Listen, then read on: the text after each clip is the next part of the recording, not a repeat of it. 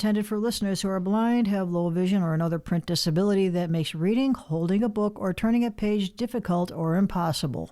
The content is copyrighted by the respective publishers. For more information, please visit us on the web at nfradioreading.org.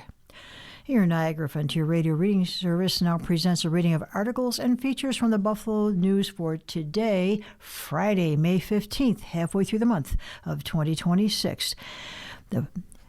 Your readers today are Ed Howard and JJ Patek. Glad you're listening in today. And we are starting with the weather, as we usually do. And today, it's beautiful and sunny outside there with times of clouds and sun today with a high near 61 and mainly clear tonight with a low of 49. Breezy and warmer tomorrow with intervals of clouds and sunshine and an afternoon thunderstorm with a high of 72 and a low of 58.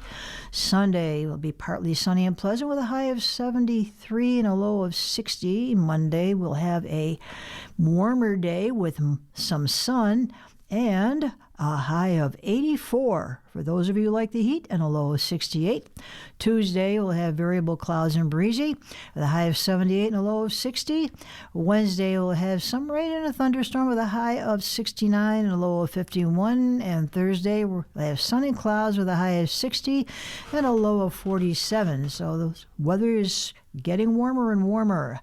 For the area almanac, the high yesterday was 45 and the low was 43, and the normal high is 67. The normal low is 48. The record high was 88 degrees back in 1974, and the record low before our time was 33 degrees in 1878. Last year's high was 71, and the low was 62. The air quality index today will be good.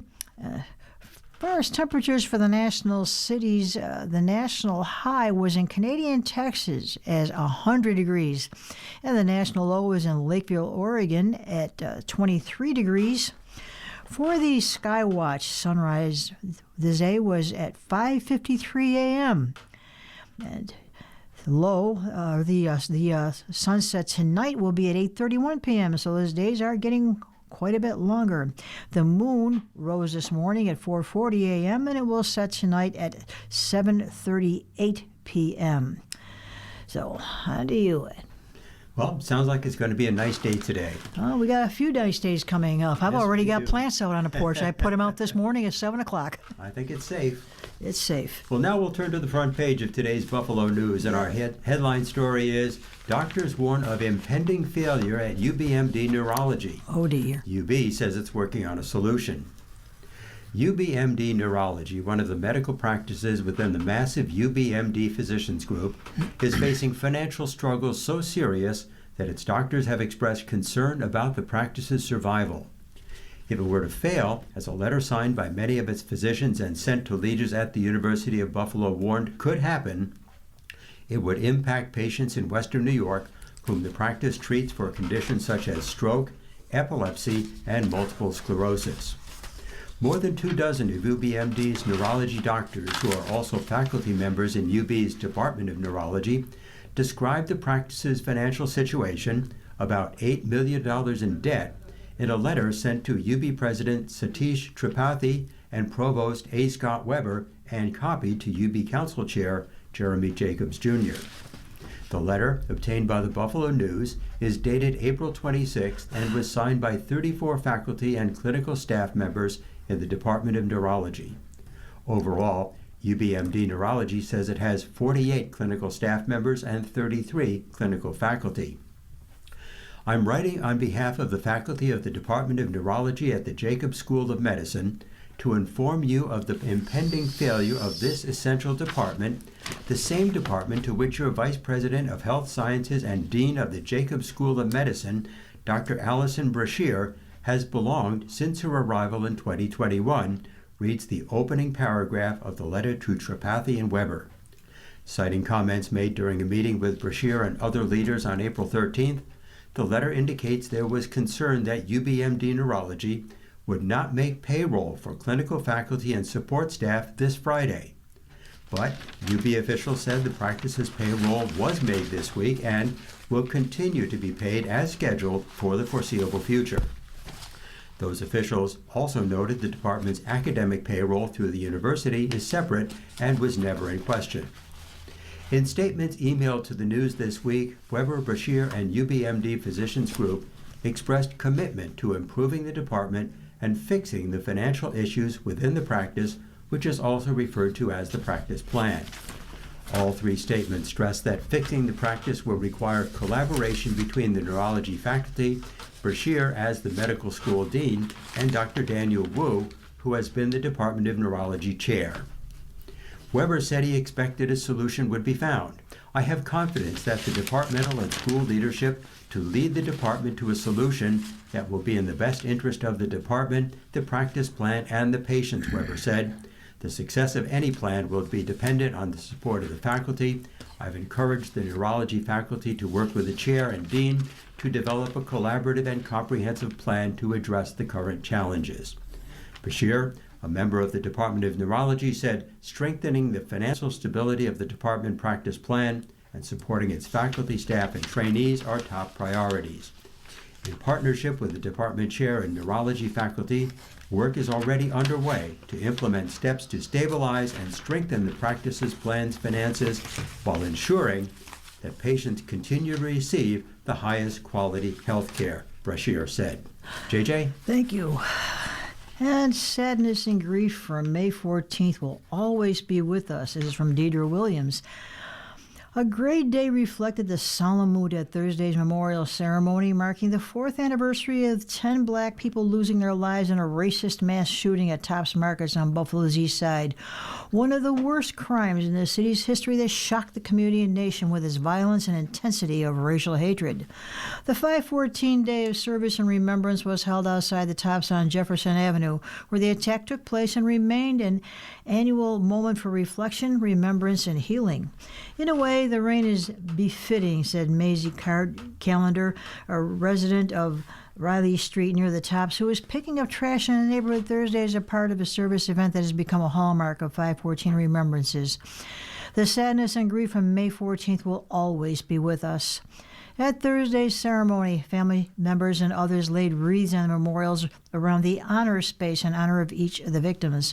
A large American flag was hung across Jefferson Avenue, and the names of the 10 victims were read aloud as a bell tolled for each.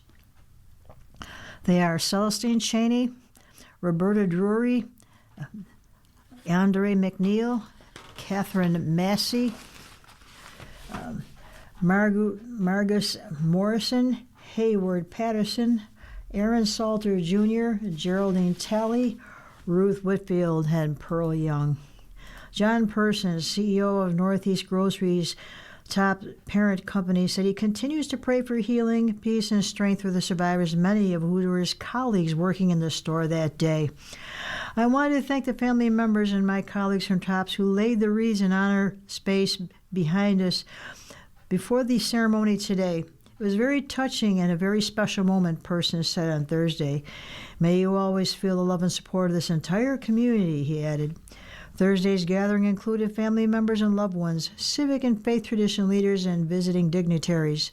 Governor Kathy Hochul was at the event and announced an additional $3 million from the state for the future site of a memorial dedicated to the victims.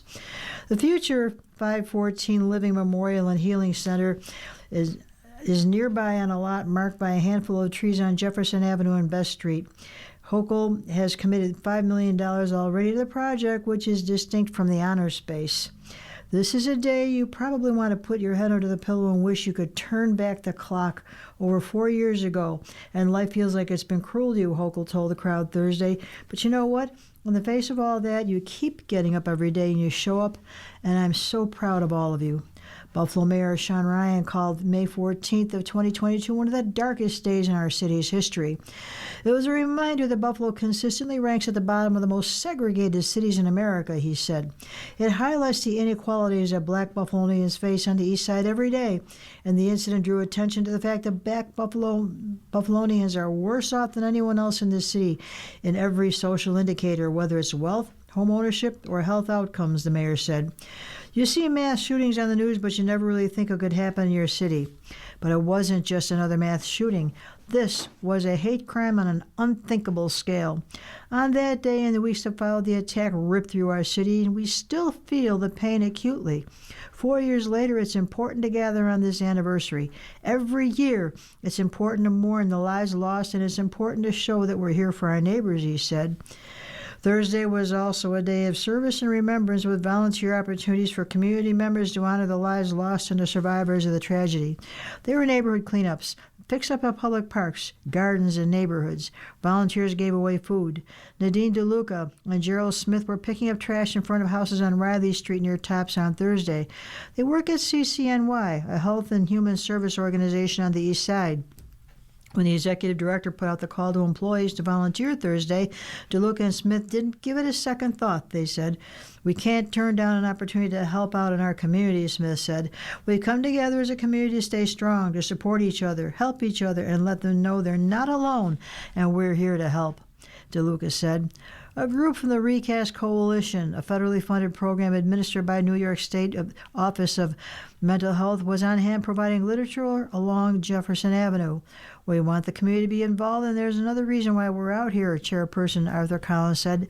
I honestly feel we should be out here more, but definitely out here on the day of 5/14 because so many people were affected. The community was greatly impacted. Other officials in attendance included State Attorney General Letitia James and Erie County Executive Mark Poloncarz, as well as a number of legislators. Newly appointed Buffalo Police Commissioner Erica Shields, Erie County District Attorney Michael Kane, the Buffalo Comptroller Barbara Miller Williams, many Common Council members, Buffalo Fire Commissioner William Romaldo, and others. Well, staying on the front page of today's Buffalo News, the next headline is, Utility ratepayers are footing a bill now for far-off grid projects. Millions of Americans are unknowingly financing electric grid projects before they get any benefit. Policymakers, in an urgent bid to overhaul the aging U.S. electric grid, increasingly let utilities charge customers for power plants and transmission lines long before they're built, boosting near-term bills in exchange for promised savings decades down the road, according to a Reuters review of regulatory disclosures. The incentives come amid roaring demand from data centers and power artificial intelligence, which also raises power bills for households and businesses already reeling from rising energy costs. Traditionally, utilities seeking to build expensive infrastructure projects had to secure loans from banks and investors and are only allowed to pass along those costs to customers after the projects are finished. But those projects can be financed in advance under so-called construction work in progress incentives, a benefit that supercharges cash flow and reduces borrowing costs for electric utilities. The fees typically total several dollars per month on an average household bill, multiplied across millions of customers.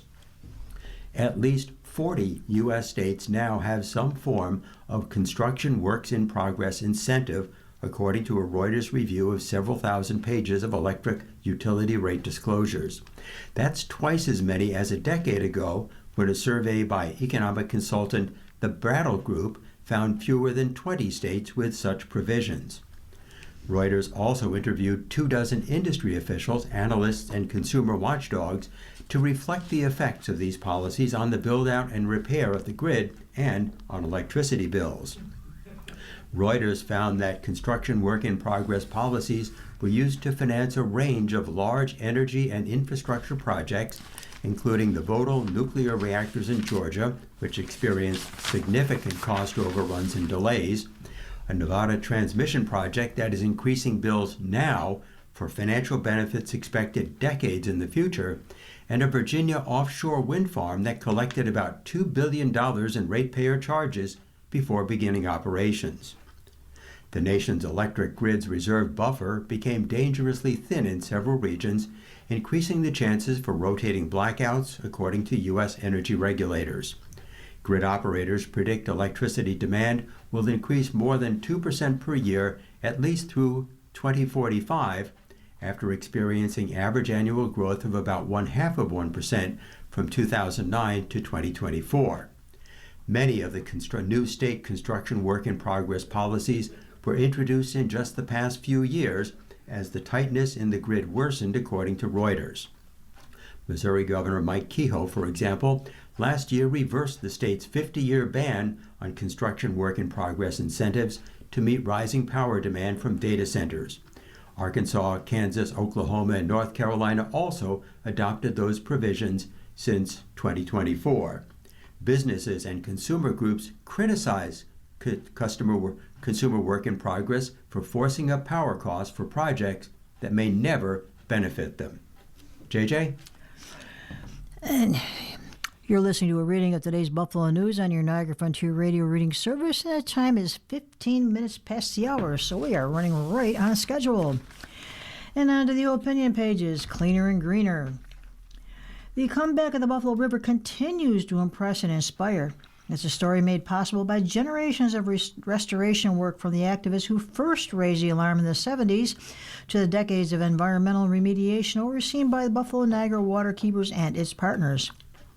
Not only has the water in the shoreline been brought up to levels that are easily sustain wildlife thanks to years of repeated sediment dredging and habitat restoration, access for human recreation and enjoyment has been greatly improved and expanded. Cleanup has progressed to the point that harmful levels of poisonous toxins have been greatly reduced. New York State Department of Environmental Conservation now states that the waters are suitable for fish propagation and survival, and that the water quality is suitable for primary and secondary contact recreation.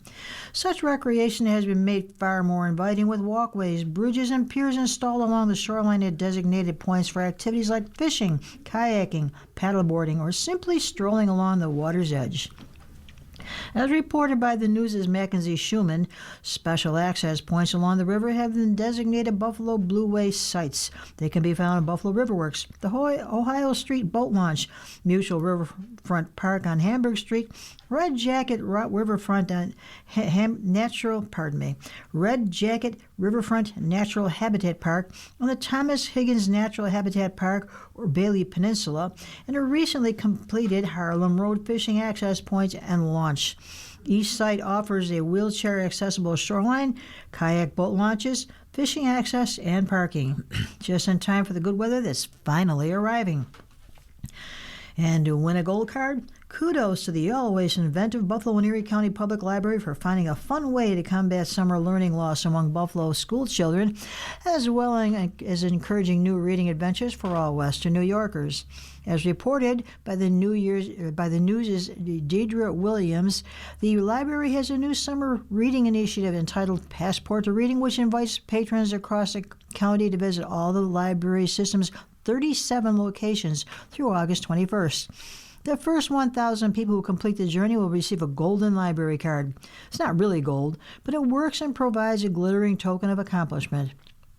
The quest is worth it, if not just for a card and the joy of reading, but also for the journeys to Erie County's wealth of library branches, each with its own personality. There's also a large and diverse range of activities designed for kids and families happening throughout the branches. Children who lose touch with reading during the 2 months away from school can suffer long-lasting learning deficits. Visit buffalolib.org to learn more. And those who have been striving in vain to reduce their consumption of single-use plastic that ends by contaminating our soil and groundwater now have some options. A few vendors in Western New York are actively avoiding disposable plastic containers. One of them is True North Refiller at 4790 North French Road in Amherst, which, as the News' Samantha Christman reports, offers a wide range of eco-friendly household products, from spray cleaner to dish soap in bulk, which can be used to refill the same containers over and over again. I like that. If nothing else, a visit to the store will be an eye-opening reminder of how many of the everyday products we use are meant to be thrown away. If they're made out of plastic, a truly horrific statistic from the World Wildlife Fund and the United Nations indicates that they will remain somewhere on the earth for 400 more years before breaking down. True North owner Janine Ruffino believes that small changes can make a difference, and she's right. Other stores that have similar concepts are Little Salmon at 736 Elmwood Avenue and Clean Collect Refill at 1251 Hurdle Avenue. Well, staying on the editorial page now, the next column is the Another Voice column, and today the subject is overdoses. And the writer is Maria Santa, who is a third-year student in the State Advocacy Clinic in the Brooks School of Public Policy at Cornell University. Her headline is, "Teen Lives Can Be Saved Through Narcan Training." And she writes, "In the U.S., opioid overdose is now the third most common cause of death among teens after gun violence and car accidents. Opioid overdoses killed an average of 22 high school students every week in the United States in 2022. In 2021, 5,841 people in New York State died from drug overdoses, including opioids, making them one of the most common causes of accidental death. These deaths can be avoided. According to federal data, bystanders are present in nearly 67% of overdose deaths among youths ages 10 to 19. However, in roughly 68% of those instances, no one could intervene because those present lacked the necessary training for immediate access to Narcan. Teens can't use naloxone in high school, the medication that reverses opioid overdoses, because they aren't trained. Assemblymember Anna Kellis' bill aims to address this problem. The legislation would empower schools to teach students how to recognize an overdose and how to use Narcan. It would also allow trained students to carry Narcan with the possibility for parents to opt out. This isn't a mandate, it's an option in case of an emergency, much like CPR training or first aid lessons. It's essential to understand that providing Narcan doesn't encourage drug use. It's not addictive, doesn't cause a high, and doesn't harm anyone who is not overdosing. It can restore breathing in a matter of minutes, which is vital, considering that emergency medical services in many rural New York counties take longer than 14 minutes to arrive. California, Minnesota, and Virginia have already taken action. Schools in these states provide students with training and allow them to carry naloxone. They report quicker responses, successful reversals by students, and no increase in substance use. New York should not fall behind, especially considering the spread of fentanyl-laced counterfeit pills and contaminated vape products. A high school should never be the place where a young person dies because nearby students couldn't help. While training our teens won't solve the entire opioid crisis, it will prevent deaths that could have been avoided and provide young people with the ability to protect each other. It's time to let students save lives. JJ? And we will now look at our editorial cartoons. And we have a couple of interesting ones. The first one from Adam Ziglis of the Buffalo News. He's always a good one. His one is a 2-panel cartoon labeled Preventable Outbreaks. And on the left side is a small child in a hospital gown and dots all over his face, little red dots, and on his forehead it says measles. And on the right we have an Uncle Sam figure, and there are red spots all over his face, which says things like AI lies and anti-vax and deep fake, and I can't quite read the other one, stop something, but stop mistakes or something. But I think we can figure that one out. They are preventable outbreaks. And then from Gary Varvel on the other page, we have, and he's from the Creator Syndicate, we have a donkey apparently representing the Democrats, and sitting on a branch on a tree, and there's 3 branches, and one says legislative, the middle one says executive, and the one on the right says judicial, and he's sitting on that branch on the wrong side of the power saw in his hands, the chainsaw, and he's about ready to cut that branch, and he says, as soon as I regain power, I'm going to reform this branch. And you can take that for what you want to understand him to think. We describe and you can decide what it means. Yeah. We'll turn now to the political columns, the opinion columns, and the first one comes from Daniel DePetris, who writes for the Chicago Tribune, and the headline is, Putin's warmongering is also stirring up resentment at home. If you ask the average person to name one of today's dictators, Russia's Vladimir Putin would likely be the first to come to mind.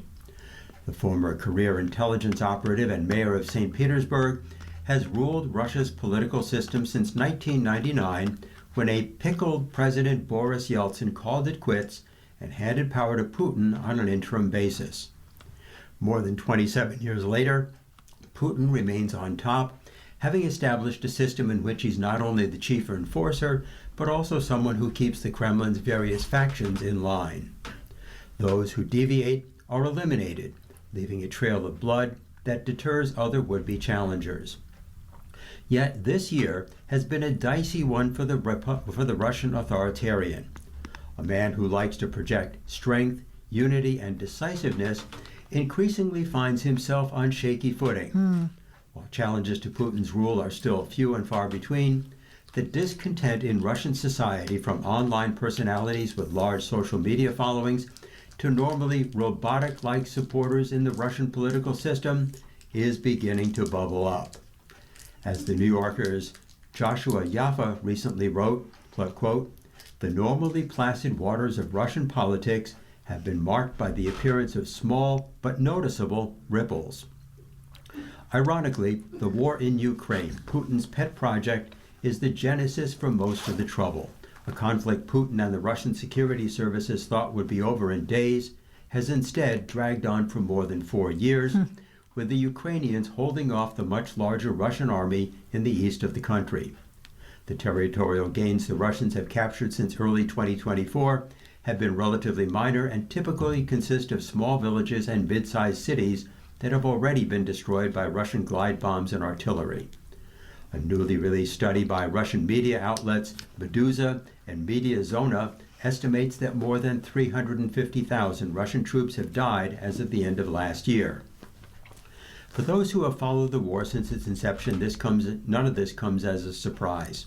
The situation, in fact, has worsened considerably for the Russians over the past few months, due in part to Ukraine's tactical ingenuity and Kyiv's growing ability to do to Russia what Russia has long done to Ukraine: strike deep into its territory. Ukrainian long-range drone strikes against Russian energy infrastructure, from oil processing stations to gas turbines, are now par for the course. Ukrainian drone strikes hit Russian energy facilities 21 times in April, bringing Russia's average crude processing rates to their lowest level since December 2009. For a country that relies on crude oil and natural gas exports for a significant chunk of its budget revenue, these attacks are not only producing financial strain for the Kremlin, but darkening the Russian people's psychology as well. This is a big problem for Putin. No, there won't be a palace coup in the Kremlin anytime soon, and there's unlikely to be a grassroots revolution either, but ordinary Russians are feeling the impacts of a war that Putin has tried to keep hundreds of miles away. With the war's turbulence on the economy more prevalent and the internet now throttled, Russians no longer have the luxury of pretending that the war in Ukraine isn't happening. Russian universities, previously thought of as off-limits, are now seeing more military recruiters roaming the halls. Over the past 2 years, 30 to 40,000 Russian men have been inducted every month, enough to replace the 30,000 or so casualties the Russian army sustains on the battlefield on a monthly basis. But there may come a time when those figures begin to dwindle. And at that point, Putin will have to make a decision: authorize another full-scale mobilization, or beginning reassessing his negotiating position. The former is liable to instigate a huge amount of distress in major Russian cities, such as Moscow and St. Petersburg, that Putin has tried to insulate from the war's costs. JJ? And from Susan Estrich, the Trump's diverse distractions run the gamut. What do you do when the war is not going well? You assassinate more leaders. They replace those leaders with equally bad or worse leaders. You threaten to destroy their civilization. That does not go over well. Back down on that one. Declare victory. Threaten to blockade. Tell people we're winning. Tell people you don't even think about the price of gas when you're thinking about the war in Iran. Well, what do you do when the war is not going well? You go to China and talk about trade. No wonder the president's numbers are in the toilet and his ranting and raving on Truth Social is off the charts. He has crowded as many CEOs as he can fit on a trip, hoping the Chinese will have a welcome mat for someone. I've been visiting a seriously ill patient in the hospital, and every day I look for something new or something old. The war has not been going well for a while. So has Kash Patel's reported drinking, and his repeated denials remind me of the way one Virginia senator has held a press conference to deny that he was the stupidest man in the Senate. Anyway, Kash Patel had his counterattack ready for Senator Chris Van Hollen, a Democrat from Maryland, the top Democrat on the subcommittee overseeing the Bureau's budget. Director Patel, as you ask for more taxpayer resources, we cannot look away from the credible, extremely troubling reports about your misconduct at the FBI. Patel responded with a personal attack, accusing Van Hollen of slinging margaritas with Kilmer Abrego Garcia, the Maryland resident whom the Trump administration mistakenly deported to a mega prison in El Salvador last year. The only person who'd been drinking during the day on the taxpayer's dime was you, Patel said. You don't know what you're talking about, Van Hollen shot back. The senator had visited Abrego during his time in the Latin American prison and was photographed seated with him at a table with glasses that appear to have liquid inside. Van Hollen has previously said the Salvadorian officials put those glasses on a table during the meeting, which was monitored by the government, but that neither he nor Abrego touched them during their discussions. But as Van Hollen pushed, Patel attacked him for once running up a $7,000 bar tab at event, a catering expense for a campaign-funded event for his staff last year. This is what passes for an oversight for the FBI. And something to look forward to this weekend. The Trump administration is sponsoring a 9-hour prayer tribute on a mall featuring celebrity candidates Marco Rubio and Pete Hegseth, as well as a prominent slice of conservative Christianity. I'm unaware of anything like this, with this involvement of senior government officials on this scale trying to paint this false picture of the United States as a quote-unquote Christian nation, said Amanda Tyler, executive director of BAJC, a Baptist group that aims to promote religious liberties through church-state separation as outlined in the First Amendment, told the Washington Post. Trump's rhetoric in the past 18 months is how he's going to make America Christian again, that it's his job to push religion, and this is all part of that piece. What do you think? What do you do when the war is not going well? Well, China, drink, and God. You're listening to a reading of today's Buffalo News on your Niagara Frontier Radio reading service, and the time is 32 minutes past the hour. And now time to turn to some national news, and our first headline is, experts say hantavirus isn't COVID-19 the sequel. In news of hantavirus cruise ship outbreak giving you COVID-19 flashbacks, you aren't alone. It's hard not to think back to early 2020 when a few cases around the world quickly snowballed into a global pandemic. But infectious disease experts say the hantavirus outbreak, first confirmed on the MV Hondius cruise ship in May, is much different than what the world experienced with coronavirus. Although hantavirus mortality rate is quite high, close to 40% for some strains, there is not evidence it easily spreads or mutates, making it more likely that the public health response can keep pace to reduce further spread. Here are some facts that may quiet your concerns. Hantavirus is largely spread among rodents, not humans. Hantavirus typically spreads among rodents like rats and mice.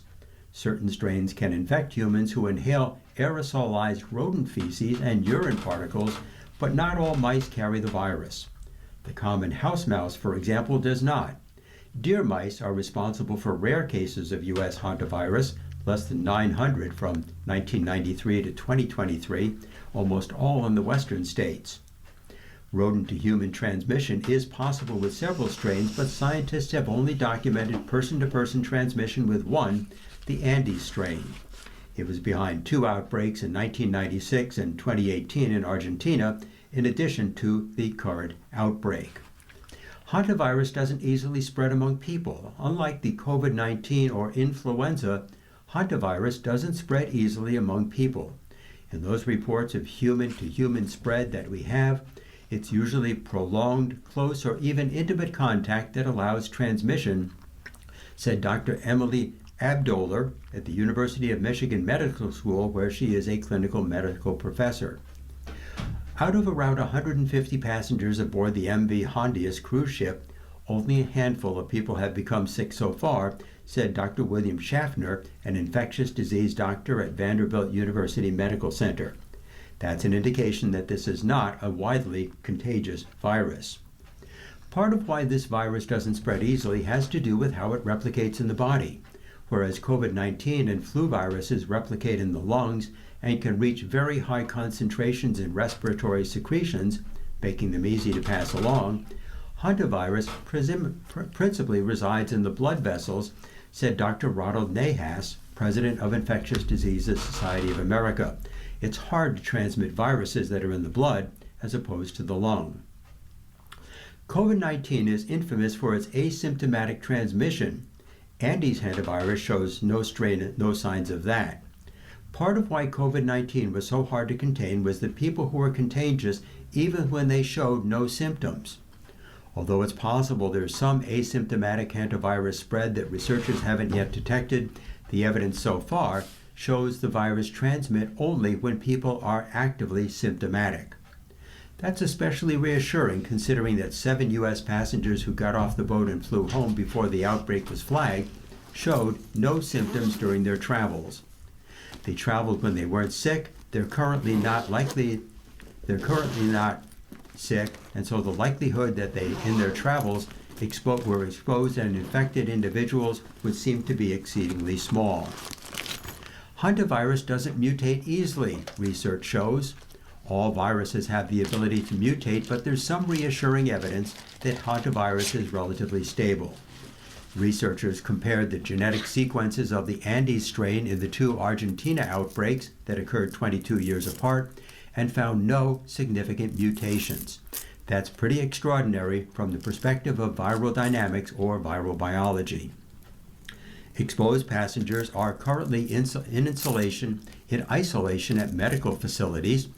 On May 11th, U.S. public health officials transported and isolated 18 affected American passengers who may have been exposed aboard the ship. 2 are being treated at Emory University Hospital in Atlanta, and the remaining 16 are at the National Quarantine University at the Nebraska Medical Center in Omaha. If you're still worried, experts advise closing your web browser, checking in with a trusted news source once a day, and engaging with other people, but not about the virus. Even armed with facts, it can be hard to ward off the anxiety of another global episode like the COVID-19 pandemic.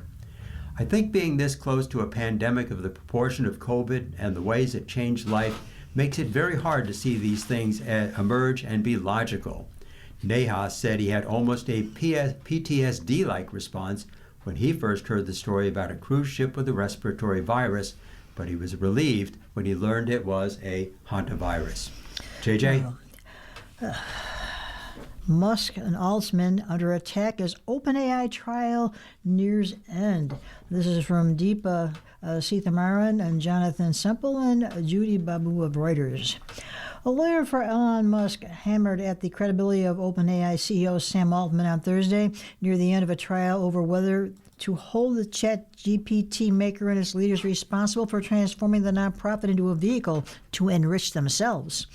One of OpenAI's lawyers fought back, claiming Musk waited too long to claim OpenAI breached its founding agreement to build safe artificial intelligence to benefit humanity. The claims were made during closing arguments of a trial in the Oakland, California federal court. Musk is suing OpenAI and Altman for breach of charitable trust and unjust enrichment, accusing them of stealing a charity by straying from OpenAI's founding mission. He said OpenAI manipulated him into giving $38 million and then went behind his back by attaching a for-profit business to its original nonprofit and accepting tens of millions of dollars from Microsoft, MSFT.O, and other investors to grow.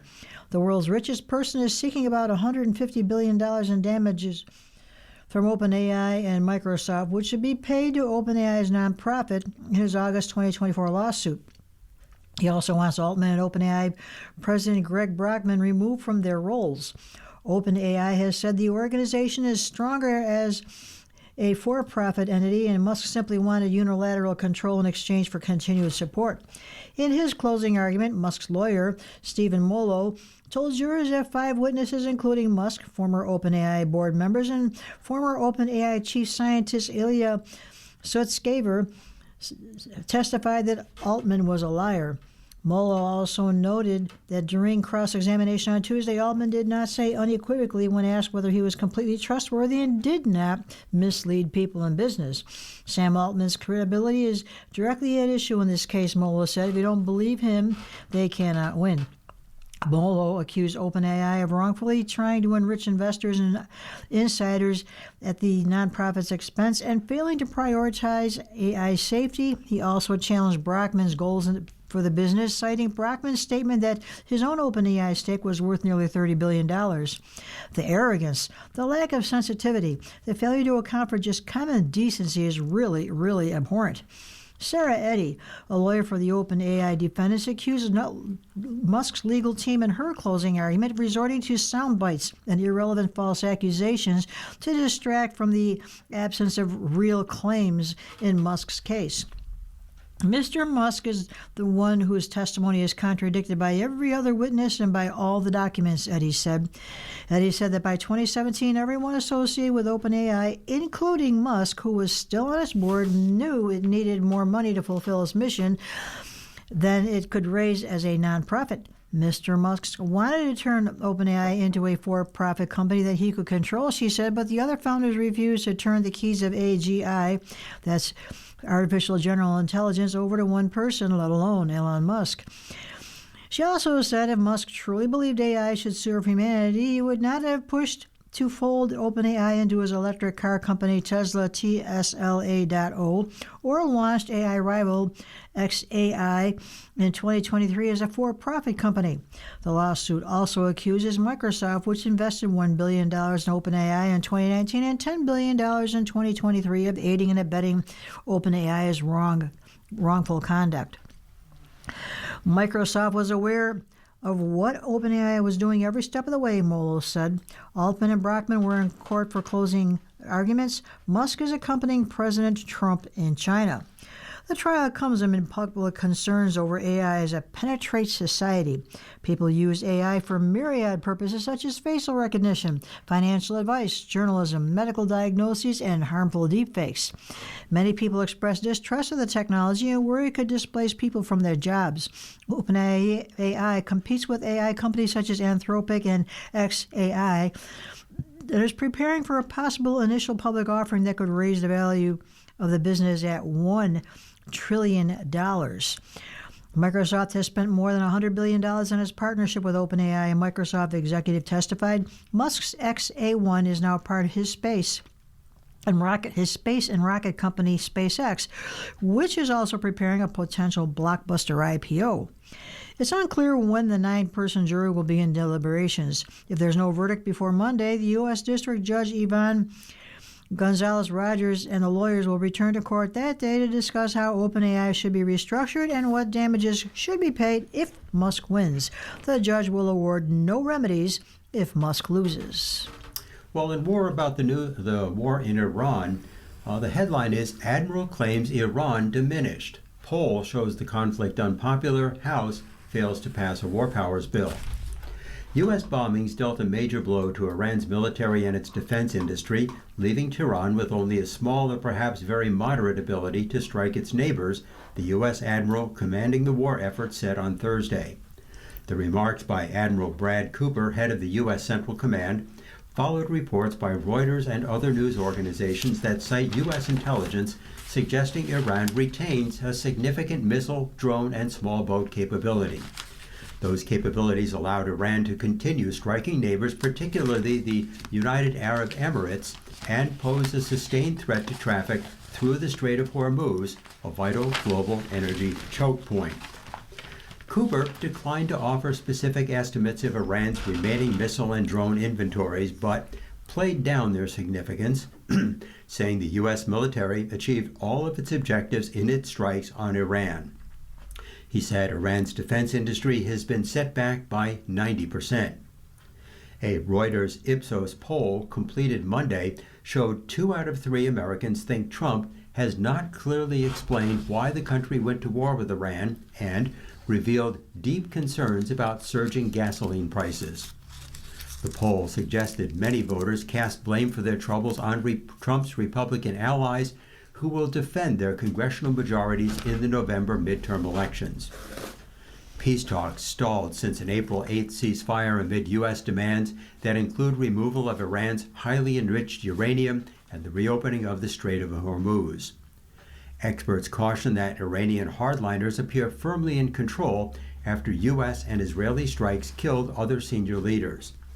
Meanwhile, the House of Representatives narrowly defeated a Democratic-led resolution aiming to stop the war until Congress authorizes hostilities, but the effort to rein in President Donald Trump's military campaign failed by the closest possible margin. The House voted 212 to 212 on the War Powers Resolution, meaning it failed because it needed a majority to pass, despite more Republicans backing the effort. It was the third House vote this year on Iran War Powers Resolution. There have also been 7 failed votes in the Senate. The votes have been getting tighter, with Trump's fellow Republicans holding just a slim majority in both chambers. JJ? For abortion rights, mifepristone. Andrew Chung gives us an article, Justices Lift Block on Pill. The U.S. Supreme Court on Thursday ensured that the abortion pill can continue to be prescribed through telemedicine and dispensed by mail as the justices restored, for now, a 2023 federal rule challenged by Republican-governed Louisiana that made access to the medication easier. The justice granted a request by 2 manufacturers of the abortion pill called mifepristone to lift a lower court's block on the rule that was issued by the U.S. Food and Drug Administration during the Democratic former President Joe Biden's administration, while Louisiana's legal challenge plays out. The brief order was unsigned and offered no reasoning, as is common with emergency actions by the Supreme Court. Conservative Justices Samuel Alito and Clarence Thomas dissented from the decision. The New Orleans-based 5th U.S. Court Circuit of Appeals ordered the imposition of a previous federal rule on May 1st that required an in-person clinician visit in order to receive mifepristone. Drug makers Danco Laboratories and GenBioPro appealed the Fifth Circuit action restricting access to mifepristone, a drug that was given FDA regulatory approval in 2000. The Supreme Court has a 6-3 conservative majority. The ongoing battles over abortion rights to follow its 2022 ruling that overturned its 1973 Roe v. Wade precedent that recognized a woman's constitutional right to terminate her pregnancy and legalized abortion nationwide. That ruling, in a case called Dobbs versus Jackson's Women's Health Organization, prompted 13 states to enact near-total bans on the procedure, while several others sharply restrict access. Those laws drove a surge in medication abortion. Since the Dobbs ruling, anti-abortion advocates targeted mifepristone, claiming it is unsafe for women to take and that the FDA should not have approved it or relaxed limits on its use. In his dissent on Thursday, Alito said the delivery of abortion pills by mail from out-of-state providers has thwarted efforts by states like Louisiana that sought to make abortion illegal in the wake of the Dobbs ruling. Louisiana's efforts have been thwarted by certain medical providers, private organizations, and states that abhor laws like Louisiana's and seek to determine or undermine their enforcement, Alito said. In a separate dissent, Thomas claimed the Federal Comstock Act prohibits the mailing of drugs intended for abortion. On to you. As part of our newspaper reading, we now present the day's death listings. If you need further information on any of these names, call us at 716-821-5555. That's 716-821-5555. And we have 5 death listings to share with you today. The first being Teresa M. Terry Koster, nee Kaminsky, who passed away on May 13th this year. Next, Karen M. Meyer, nee Kiphut, passed away on April 30th. Michael Thomas Prast passed away on October 24th, 2025. Joseph J. Runfola passed away on May 10th of this year. And Sharon A. Toth, nee Wassinger, passed away on May 12th of this year. If you need further information on any of these names, please call us at 716-821-5555. That's 716-821-5555. And we now move on to a little entertainment from the Royal Stars with Georgia Nichols. Happy birthday for Friday, May 15th of 2026. You're open-minded and full of mental agility and independence. You're sensitive, introspective, and caring. This year, your creativity, zest, and desire for life are at a pinnacle.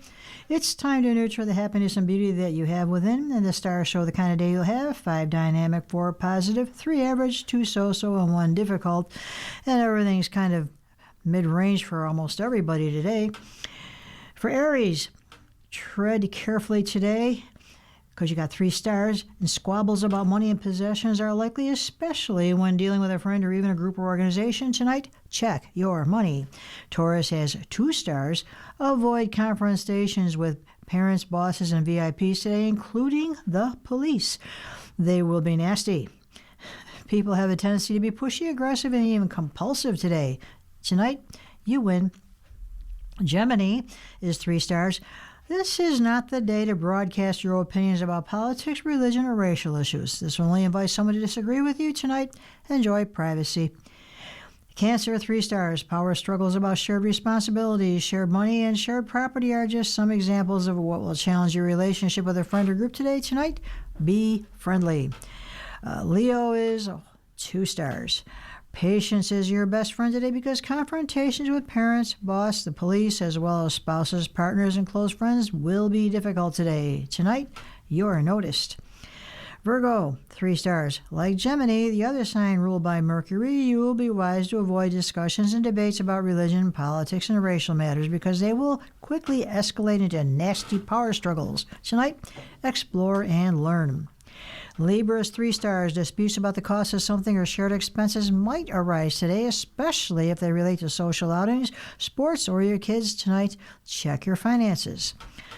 Scorpio is 2 stars. People are prone to compulsive behavior today, which is why sudden urges or impulses might create problems. Encounters with others will also force some kind of self-confrontation. Tonight, listen and cooperate. Sagittarius, 3 stars. In your desire to make improvements or achieve your objectives at work today, you might be coming on too strong. Tonight, get better organized. Capricorn, 3 stars. Parents must be patient with their kids today because squabbles and power struggles are par for the course. Tonight, socialize. Aquarius, 2 stars. Be patient with family members, especially parents, because today's energy promotes confrontations, power struggles, and forceful situations. Tonight, relax at home. And Pisces, 3 stars. Squabbles with siblings, relatives, or neighbors could be nasty today. Your communication skills are actually excellent right now. However, today, power struggles are rampant. Tonight, conversations. So, have fun today. I gotta say, the other day, I'm a Taurus, and we had a 5-star day. Turned out to be not a very good day for me anyway, so I'm not sure how reliable this is. Yeah, So I don't jump up take it and with a down with grain of salt. excitement. Doesn't make me jump for joy. Next, we'll turn to today in history. And on this date in 1765, among the decisions that caused friction between Britain and its American colonies, the Quartering Act received formal approval from King George III, requiring certain residents of the colonies to house British soldiers if the barracks provided there were too small. The Third Amendment of the Constitution specifically prohibits against this. In 1800, President John Adams ordered the federal government to move from Philadelphia to Washington, D.C. Philadelphia officially relinquished the title of the nation's capital on June 11th. In 1940, the first McDonald's restaurant was opened in San Bernardino, California by the brothers Richard and Maurice McDonald. In 1941, the Allies saw their first jet-propelled aircraft, the Gloucester Widow E-28/39, take flight over England. The Germans had first test-flown a jet aircraft in 1939, just days before World War II began. In 1942, legislation creating the Women's Army Auxiliary Corps became law. The change allowed women to serve in the military through those separate from men and in non-combat situations. And then finally, in 1982, Ebony and Ivory, a song by Stevie Wonder and Paul McCartney encouraging racial harmony, moved to #1 on the Billboard Hot 100 and stayed there for 7 weeks. Thank you. Well, now I know where McDonald's came from. Back when the burgers were 15 cents. Well, anyway, we're going to move on to, oh dear, where am I? Oh, one. I am in the wrong place here, aren't I? I'll tell you what, let me jump in here for a second. Yeah. Let's see. How about Admiral? We'll go to the digest here, and this is a collection of short news stories. And Okay. the U.S. to indict Castro, according to the Department of Justice. The United States plans to indict Cuba's Raul Castro, a U.S. Department of Justice official said late Thursday. The timing of the potential indictment, which would need to be approved by a grand jury, was not immediately clear. The potential indictment of the 94-year-old former president of Cuba and brother of Fidel Castro is expected to focus on the downing of aircraft, the official said. CBS previously reported that the conduct at issue in the case relates to Cuba's deadly 1996 shoot-down of planes operated by humanitarian group Brothers to the Rescue. And redistricting fight expands across the South. Republicans in Louisiana and South Carolina took steps Thursday towards installing new congressional maps aimed at eliminating one Democratic-held seat in each state as a national redistricting battle expands across the South. In Louisiana, the Republican-controlled state Senate passed a new map that eliminates one of the state's 2 Democratic-held majority-black U.S. House districts, paving the way for Republicans to pick up an additional seat in November's midterm elections. In South Carolina, Republican Governor Henry McMaster reversed positions and called for a special legislative session starting Friday to consider redrawing the state's congressional map, a move that would likely oust longtime Democratic U.S. Representative Jim Clyburn from Congress in November's midterm elections. The U.S. Justice Department said Thursday that admissions practices at Yale University's medical school were biased in favor of Black and Hispanic applicants as the Trump administration continues its crackdown on diversity policies at colleges. The DOJ said it was seeking a voluntary resolution agreement with the university. And President Donald Trump's administration faced a skeptical federal appeals court Thursday in its bid to revive Republican leaders' executive orders punishing 4 major U.S. law firms, testing the scope of presidential power after judges in Washington rejected the measures as unlawful. There are 41 people in the United States being monitored for hantavirus, the U.S. Centers for Disease Control and Prevention said Thursday, most of whom should stay at home and avoid people during the 42-day monitoring period. From the United Nations, the State Department's top aid official said Thursday that $1.8 billion in new humanitarian aid to be provided by the U.S. through the UN would be used in line with Trump administration's foreign policy interests. The new funding pledge came on top of $2 billion that the U.S. announced in December. In banking news, the Republican-led Senate Banking Committee advanced long-awaited legislation Thursday that would create regulations for cryptocurrencies, a landmark step for the bill, which has been bogged down by a dispute between crypto companies and banks. You're listening to a reading of articles from the Buffalo News for Monday, May 15th on your Niagara Frontier Radio Reading Service. We'll return for more readings after this short break, and your readers today are JJ Patek and Ed Howard. If you're listening to this publication online, you're probably using our website, a podcast player like Spotify or iTunes, a streaming service like Siro, or a smart speaker. Did you know that we now have a dedicated app that can be downloaded to any mobile device, like a smartphone or tablet, for free? App users can conveniently access our live stream and any episode of our podcast easier than ever. To download the app, just type NFRRS in the search window in the Apple App Store or in the Google Play Store. Contact us anytime if you have any questions by calling 716-821-5555, extension 5. Thank you.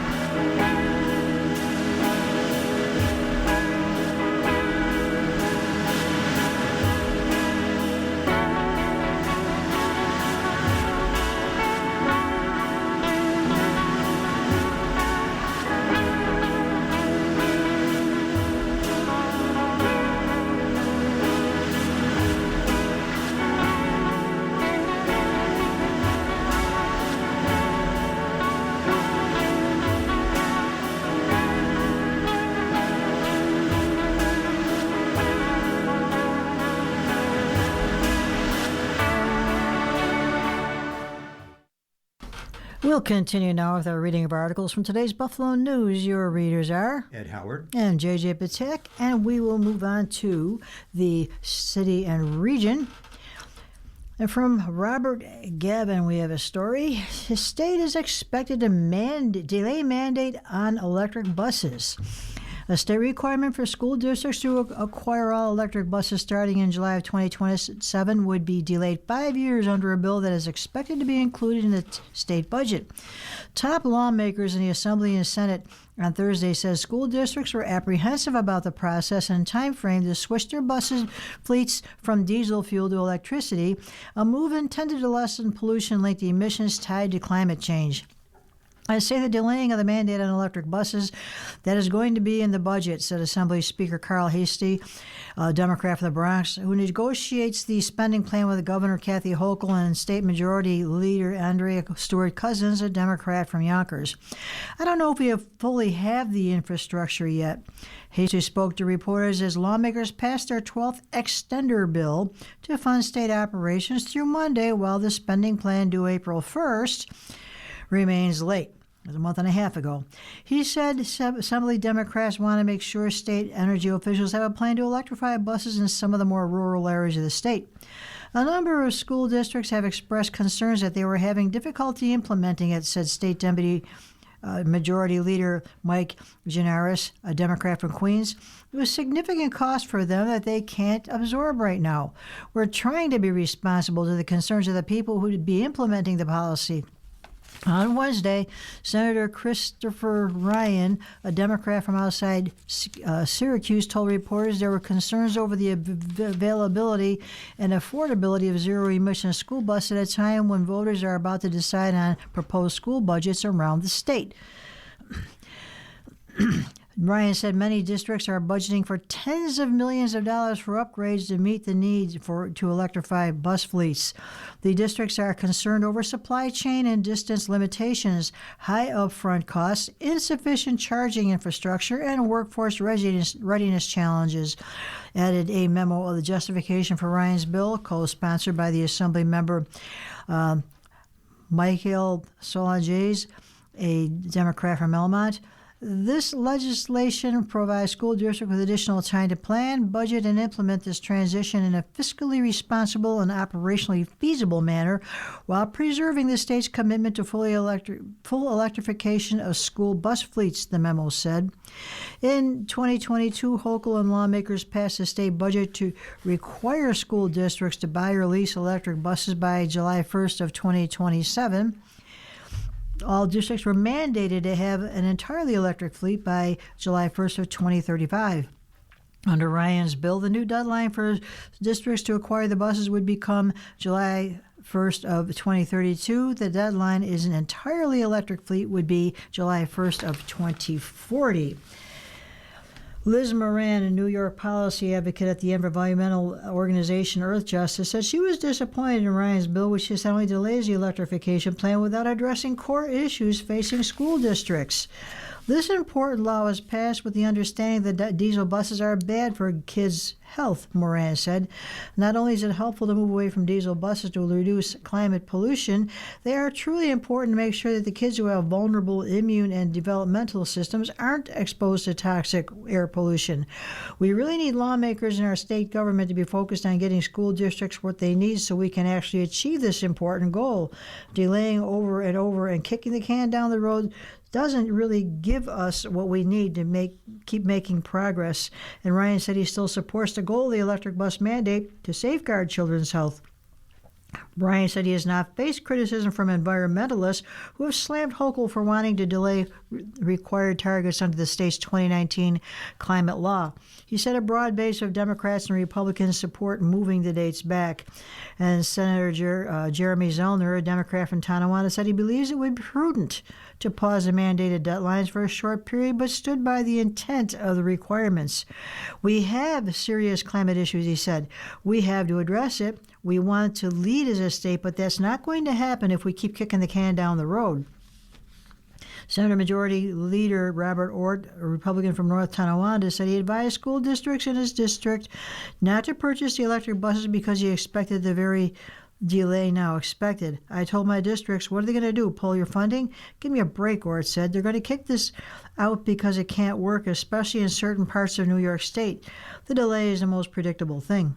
Senator George Borrello, a Republican from Sunset Bay, said he believes the law should be scrapped and replaced with a statewide pilot program, which he proposed in a bill. For years, I fought hard against this unrealistic mandate and warned about the serious financial and operational problems it would create for school districts across New York, he said in a statement. It's gratifying to see, finally, that Albany show at least some recognition of reality and provide schools with some badly needed breathing room. As more districts become early adopters of these buses, the problems become impossible to ignore, from buses struggling to maintain heat during upstate winters without draining battery life, to frequent breakdowns and extended periods out of service, to enormous costs not only for the buses themselves, but also for the electrical infrastructure upgrades required just to charge them. Senator Patrick Gallivan, a Republican from Elma, said that a short-term delay only postponed a mandate he called unaffordable, unsafe, and unattainable. It will further strain families who already shoulder one of the highest tax burdens in the nation, he said. Last week, Hochul announced a general agreement on a budget that would move back the state's requirements, which under the 2019 Climate Leadership and Community Protection Act now mandate New York to lower pollution-linked emissions by 40% by 2030 and 85% by 2050. New terms would include a soft target of 60% fewer emissions by 2040, as well as a less restrictive accounting system to measure the emissions.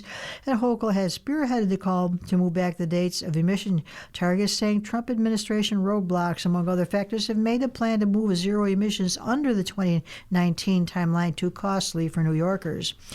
Moran said the budget has been delayed by weakening what she described as the nation's most ambitious climate law. These are not actions in the best interests of New Yorkers, not for their health or their wallets, she said. Well, maybe their health, but their wallets, that's going to be a hard hit no matter what you do. It is.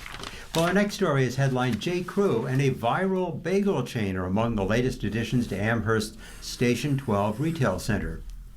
The company behind the Station 12 project in Amherst has revealed 4 more new tenants for the retail center, whose first stores are set to open in October. The latest businesses coming to the development include a J. Crew clothing store and 3 chains new to Western New York: Madewell and State and Liberty, both clothing stores, and Pop-Up Bagels. This brings the total number of future Station 12 tenants named by WS Development to 21, not counting the Whole Foods Market and at-home stores already open at the eastern end of the main plaza property. WS Development officials said the retail center along Sheridan Drive near Niagara Falls Boulevard will have about 55 tenants when it's filled out. This latest mix of brands highlights the strong demand we're seeing for retailers and restaurants excited to be part of a dynamic and growing retail destination in Amherst. Together, they bring added depth and energy to the vibrant experience we're creating for the Buffalo region. Brian Sierra, WS Development's Senior Vice President for Leasing, said in a statement to the Buffalo News on Thursday. J. Crew is the only new tenant with existing stores in the Buffalo Niagara market. The retailer, known for clothing in preppy styles, has a standard store at the Walden Galleria in Cheektowaga and J. Crew factory stores in Amherst, Orchard Park, and the town of Niagara. Madewell, which is under the umbrella of the J. Crew Group, has a reputation for higher quality and timeless looks for its clothing, particularly jeans and other denim products. The chain features responsibly sourced fabrics and offers shoppers who trade in their old jeans $20 towards a new pair, keeping old denim in circulation and out of landfills. The closest Madewell is currently located at the Eastview Mall outside of Rochester.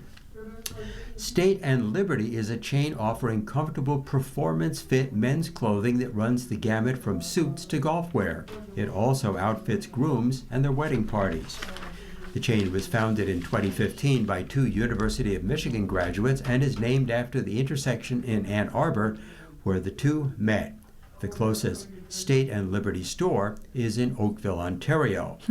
And Pop-Up Bagels is based in Connecticut and has seen its popularity surge through social media, spurring rapid expansion plans. The chain is known for refusing to toast or even slice its fresh-from-the-oven bagels and for offering a wide variety of cream cheese schmears. Pop-Up Bagels has won over a host of celebrity fans, including Adam Sandler and Martha Stewart. The chain's closest shops are in New York City.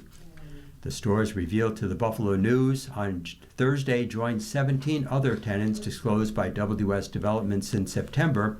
The new tenant announcements made in the last 8 months have brought new momentum to a project that had stalled during the COVID-19 pandemic.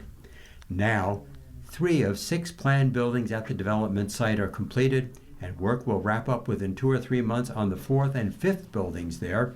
Construction on the 6th and final building is expected to start in the next 30 to 45 days and finish by the spring of 2027. The first Station 12 tenants could move in before October 15th, but that is a target date set for the developer. Previously announced tenants include such new-to-market stores as Tempur-Pedic, Warby Parker, and the North Face.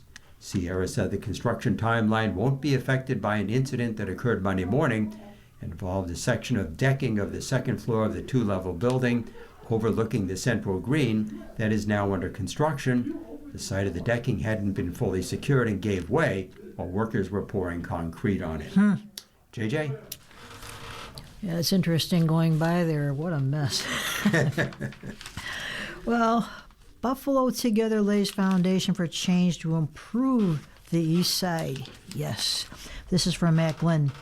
Buffalo Together, which was established to address long-term needs on the East Side, is getting closer to choosing its first ever executive director. It's the latest step in the evolution of what was established as the Buffalo Together Community Response Fund following the 2022 racist attacks at a top supermarket that killed 10 black people. A separate fund collected and distributed donations for people impacted by the attack. Buffalo Together, as it is now called, was established with a different purpose, uplifting the East Side and addressing racial inequities. The fund's steering committee worked with the firm Rainbow Research to develop an investment strategy, which was released in early 2025. Last year, Buffalo Together received a 501c3 designation as a nonprofit. A board of directors is in place with Dr. Levan Ansari, CEO of the Community Health Center of Buffalo, as chair. Buffalo Together conducted a national search for an executive director and received 106 applications.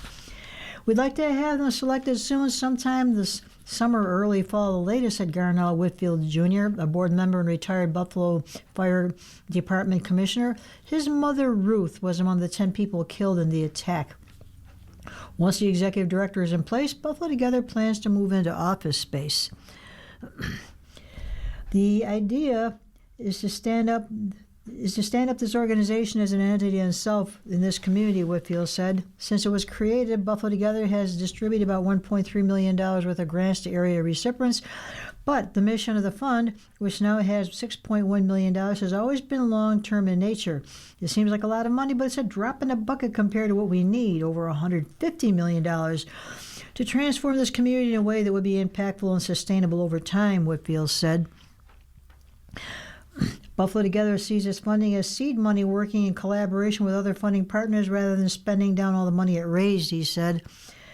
That's another reason why it's important for us to be good stewards of it and make sure we expend it, and we expend it in a way that will create dividends and opportunities to create more funding, he said. The executive director will provide full-time leadership for an organization that's been guided by a board whose members volunteer their time. The board will still provide the vision for the executive director to carry out, Whitfield said. We have to build a foundation from which to do this work. It did not exist heretofore, so we're creating that along the way. That's why it's taken time. We didn't get here overnight. We're dealing with the generational trauma, the generational disenfranchisement, generational issues here. It's naive to think you're going to solve that overnight. And Buffalo Together's investment strategy includes recommendations about affordable housing, access to healthy food, health services, safe and walkable streets, education, and business growth. Buffalo Together wants to advance its strategies without displacing those legacy families and people who have been here all along, Whitfield said. We think it's very important to ensure their viability and their opportunity to experience this enrichment within the community. Dominique Calhoun, a former Buffalo resident, has filed a petition in the state Supreme Court demanding a full accounting of funds raised and distributed by Buffalo Together. The filing said Calhoun was physically present within the immediate vicinity of Tops Friendly Markets at Jefferson Avenue during the attack, along with her minor children. Calhoun now lives in Atlanta, Georgia. Calhoun named Buffalo Together the Community Foundation for Greater Buffalo and United Way of Buffalo and Erie County in her petition. The Community Foundation and United Way have helped coordinate the creation of Buffalo Together Fund. Aaron Sakin, a partner with Hodgson Rush, who represents Buffalo Together and the Community Foundation, called Calhoun's lawsuit baseless. Buffalo Together was specifically designed to address long-term systemic change on the East Side, he said in a statement. It's engaged in the community to listen and learn and has thoughtfully developed community-led strategies to address critical issues like housing, food access, fundraising, and investment strategies and more. And the goal is to eliminate root causes that prevent residents from achieving health, wealth, and opportunity. All of the planning costs were covered separately, ensuring that fund dollars directly support this work. Trina Burrus, President and CEO of the United Way in Buffalo and Erie County, also called the filing baseless. From the day of the attack, United Way's focus was, as it is today, on the community, Burrus said. Our involvement in the days immediately following 5/14, we believe the long-term system change was needed. We worked very closely with our community partners to raise funds intended for that purpose, she said. As such, control of the funds we raised has been turned over to Buffalo Together. Well, you're listening to a reading of today's Buffalo News on your Niagara Frontier Radio reading service, and the time is 16 minutes past the hour. And sadly, here it's time to turn to sports. Oh, dear. And yesterday was not a good day for the Buffalo Sabres. Mike Harrington's column is headlined, "Stars Shine on Big Nights. Buffalo hasn't seen them." Where have you gone, Alex Tuck and Tage Thompson? Sabres Nation turns its lonely eyes to you. Woo, woo, woo. You could hear a warped version of Paul Simon's classic ditty in your ears late Thursday night, as what could be the final seconds of Buffalo Sabres hockey this season in KeyBank Center ticked away.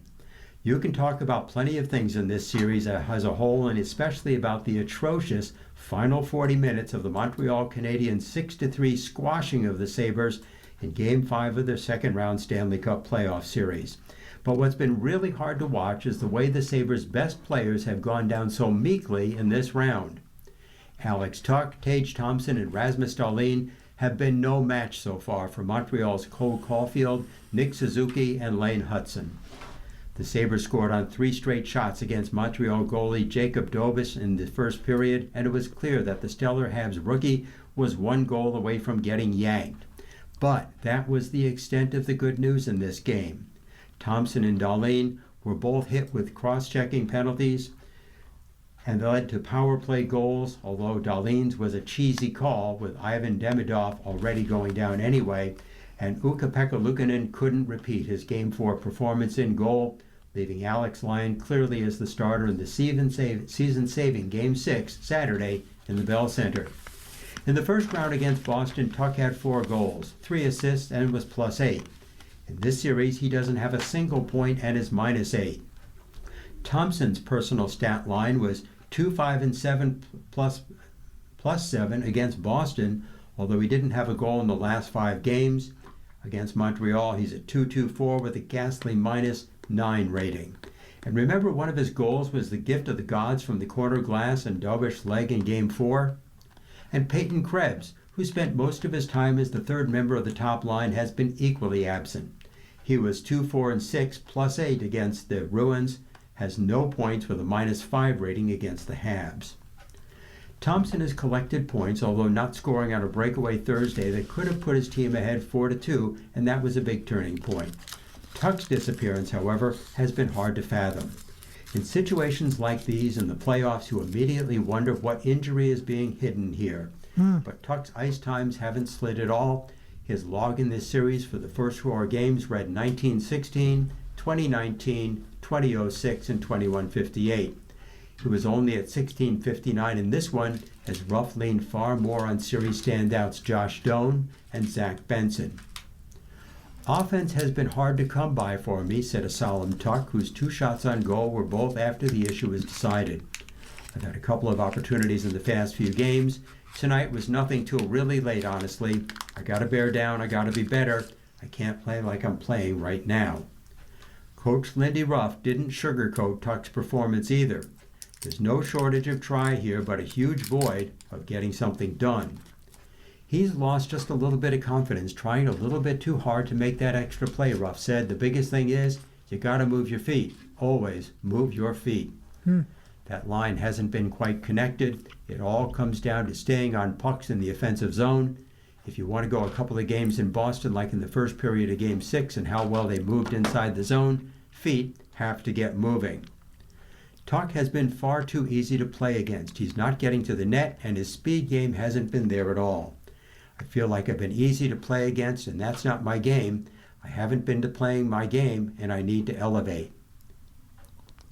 It's not good enough, really not good enough, Tuck said.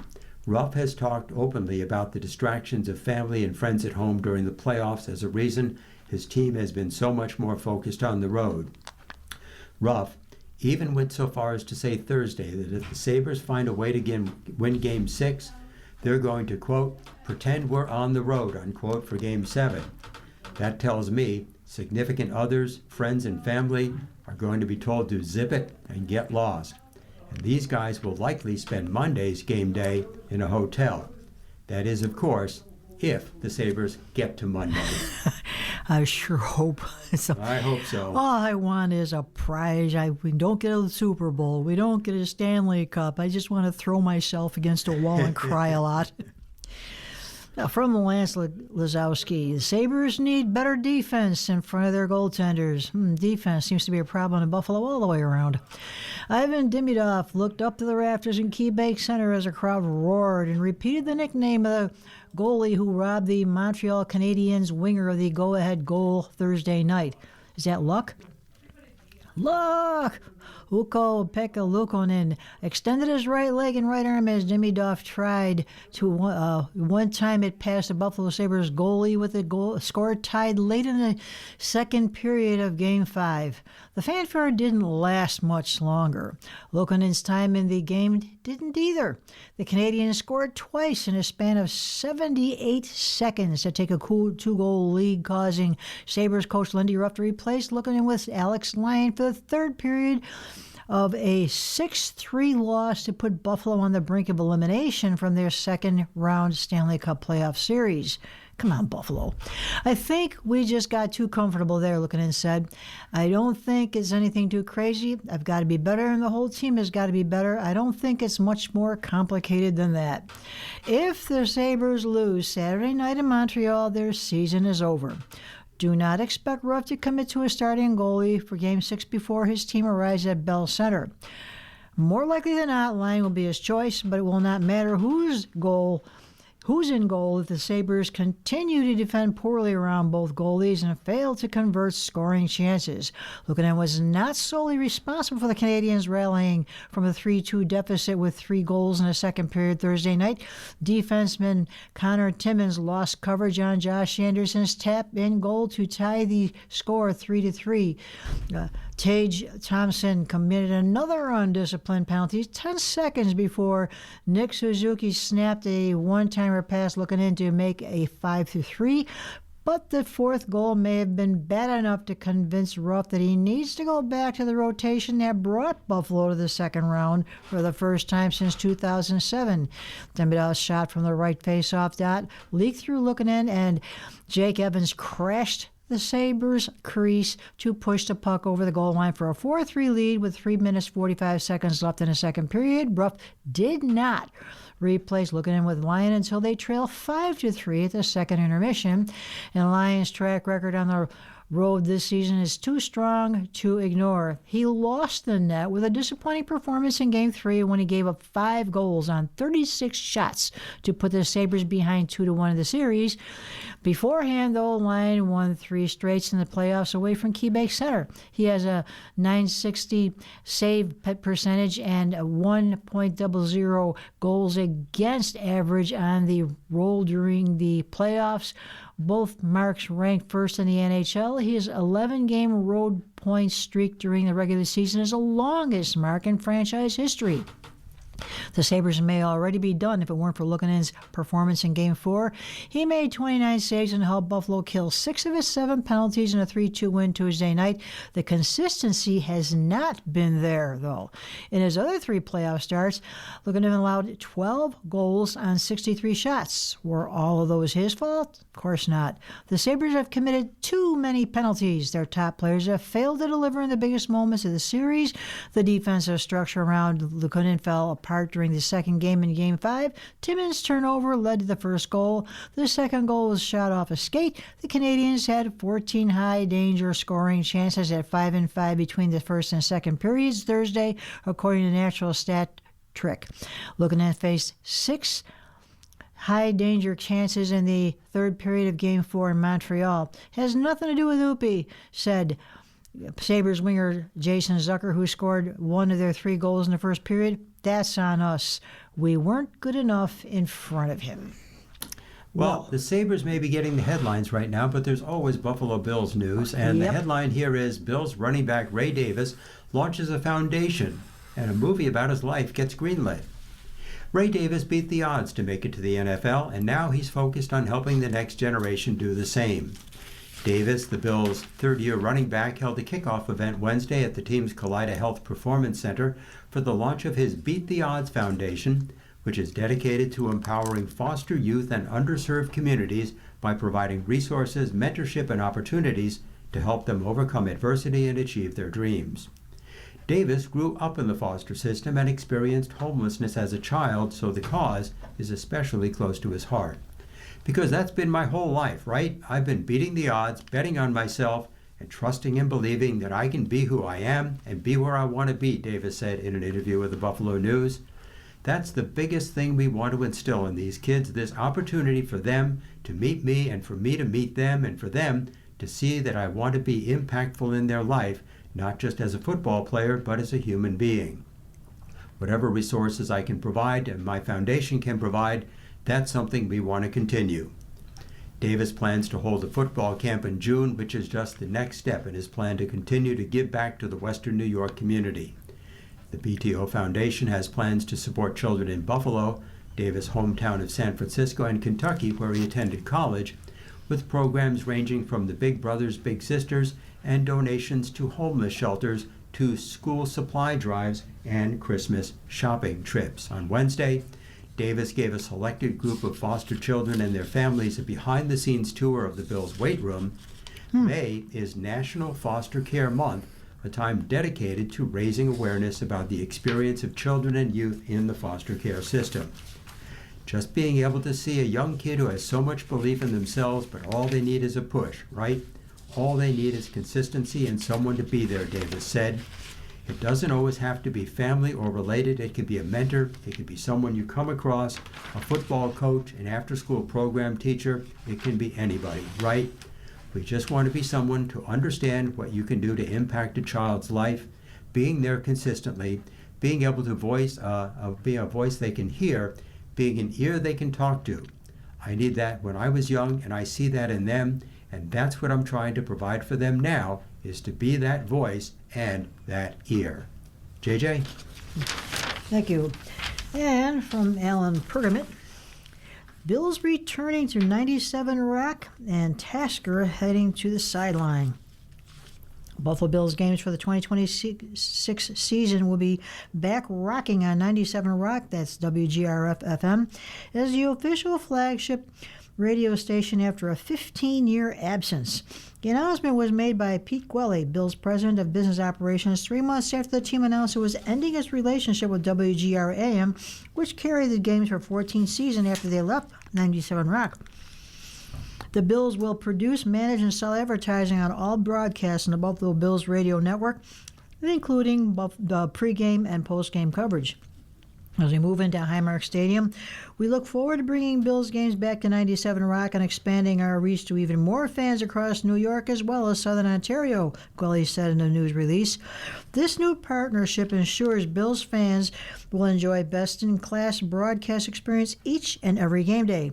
There's one new wrinkle in the game day broadcast team.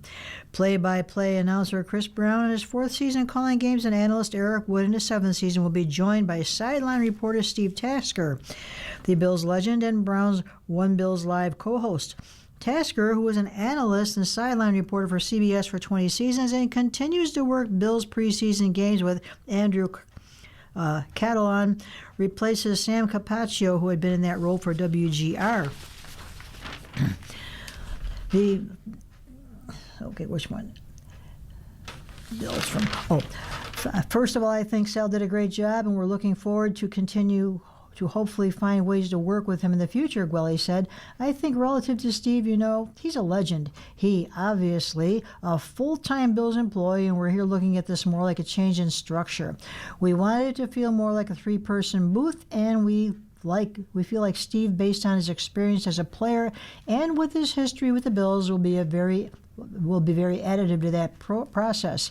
He's really excited about the opportunity, and I think it's an opportunity for him to contribute ever wider across the organization. He's done amazing work since he's been here, and we're excited to expand his role. Some people might have been surprised that Tasker, 64, would be willing to brave the weather elements on the sidelines at this point in his life. Well, they came to me and asked me to do it, Tasker said, and I said, if you really need me to do it, I'll do it. I'm not going to tell the team no. Of course, it's an honor to be there.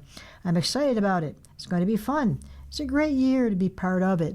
I've got experience doing it. I was on the sidelines almost 6 or 7 years ago with CBS, so I did the snow, the cold.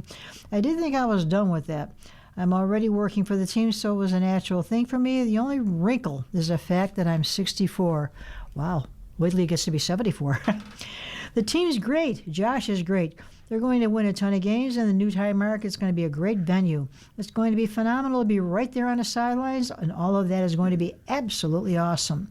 Cumulus Station WSKO, the score 1260, will serve as a Syracuse affiliate, and Gwelly said the team is in advanced negotiations to add affiliate stations with Rochester and Southern Ontario. Gwelly declined to reveal terms of the deal and whether Cumulus paid a rights fee to carry the games. Last month, the company received its U.S. judge's approval for a bankruptcy restructuring that will cut $592 million in debt and give control of the company to its lenders. Gwelly said the Cumulus's financial issues had no impact on the deal. We've spoken to leadership at Cumulus, Gwelly said, and we feel comfortable about how they're positioned. And look, if there's like with any partnership, if there's any challenges moving forward, we're confident in our ability to pivot as needed, but we feel like this is going to be a great home for the Buffalo Bills radio. And I will say that we believe this is a better economic model for the team. We're going to be controlling the sales process, and we will have people working directly for the team managing that. And besides controlling all the advertising during the games, the Bills will have the ability to control their message without negativity. 97 Rock benefits from being associated with the team in a season that begins in a new Highmark Stadium. The Buffalo Sabres, who are currently playing in the second round of the NHL Stanley Cup playoffs against the Montreal Canadiens, are also leaving WGR after the current season. Gwelly said no decisions have been made on where the radio broadcast will land next season. Obviously, things are going really well right now relative to how the team's performing, Gwelly said. We're going to start those conversations in the near future, and I wouldn't rule out any destination at this point. Sounds to me like the Bills and the Sabres are a little thin-skinned and don't like the criticism that they get on WGR. That's life. Yep. Well, now it's time to turn to Ask Eric and get life's problems solved.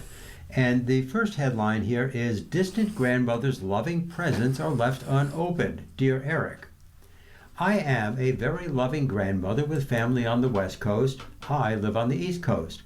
I make every effort to reach out to my son's family. I purchase books, clothes, candy, school supplies, toys for every holiday and birthday. I wrap up and mail these love boxes involving time, effort, and thought and expense. I am stunned and beyond hurt when my son told me that they got the Easter Bunny box but didn't open it. Instead, they packed up and went on vacation. There have been no complaints about past gifts, and I must add that my son's wife is very controlling and for some reason doesn't like me. I must add that I include a gift for her in the box. I am at a loss as to how to proceed, and I don't get it. My middle grandson has a birthday soon. What am I to do? Signed, Insulted Grandmother. Dear Grandmother, the hurt and frustration you're feeling is reasonable, but it'll be helpful you to right-size the offense here. You sent the gift as a way of reaching out and showing your love, and while your expectation about the present's reception wasn't met, is it fair to assume that the Easter box did eventually get opened by a grandchild? Is that something you can confirm now? Additionally, is it possible that your son and wife chose to delay opening the box until they returned from vacation so as to minimize the packing chaos with kids? I'm not trying to advocate too much on behalf of your son here. However, it seems that there are some fuzzy details on both sides of the relationship between you and him, and it can be easy for all of us to fill in the blanks in ways that aren't actually helpful. In short, though they may not have intended to slight you, the truth is that you feel slighted. The next step is finding a place to meet in the middle and clarify what's unsaid or unclear on both sides. Have a conversation with your son about the presents you send. Try to come at it from a place of openness and curiosity about what kind of relationship you can build. For instance, you might say that it's hard to be so far away from him and you're trying to find ways to feel connected. You might suggest that when you send love boxes, the family could schedule time to FaceTime or Zoom with you as they open them.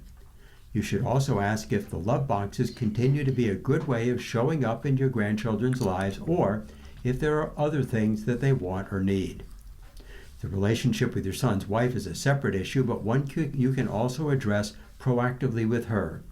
If you'd like to be closer, you can ask for that. Ask if there's something between that you can work together to resolve. Use I statements. Try to avoid placing blame. The goal here is mutual understanding rather than score settling.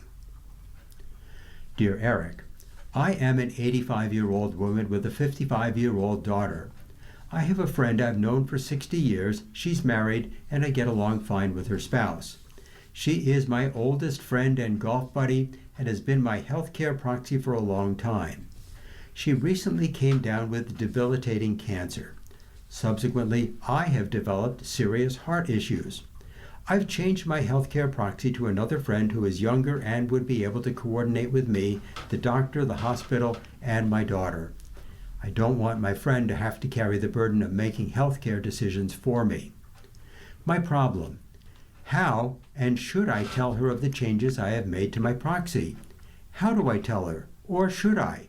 She's asking me questions about my health status, so I know it's on her mind. Signed, Healthcare Dilemma. Dear Healthcare, you should tell her so that she's on the same page and knows how to best support you. You're being kind by considering what's going on in her life, and you can lead with that. You're worried that coordinating your healthcare needs might be too much to ask for her as she navigates cancer, and you want to relieve her of some of that responsibility so that she has the capacity to attend to her own treatment. Tell her this isn't about anything she's done, nor is it a reflection of a diminished opinion of her.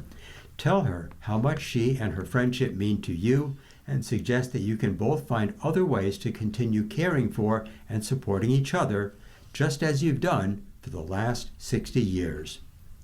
Good advice. JJ? Well, where we have a health article, where the symptoms take you. This is from the health page, and this is from Harvard Health Publishing. How to know when emergency urgent care is the right choice for your medical situation.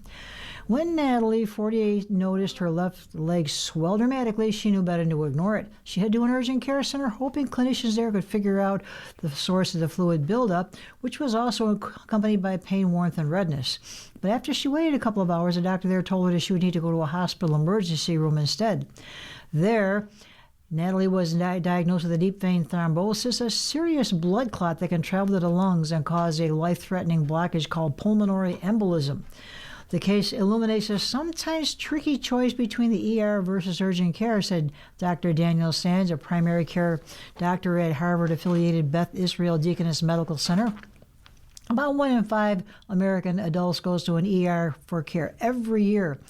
But up to 60% of all ER visits aren't urgent and are potentially unnecessary, according to the National Committee for Quality Assurance, a nonprofit organization that sets healthcare quality and accountability standards.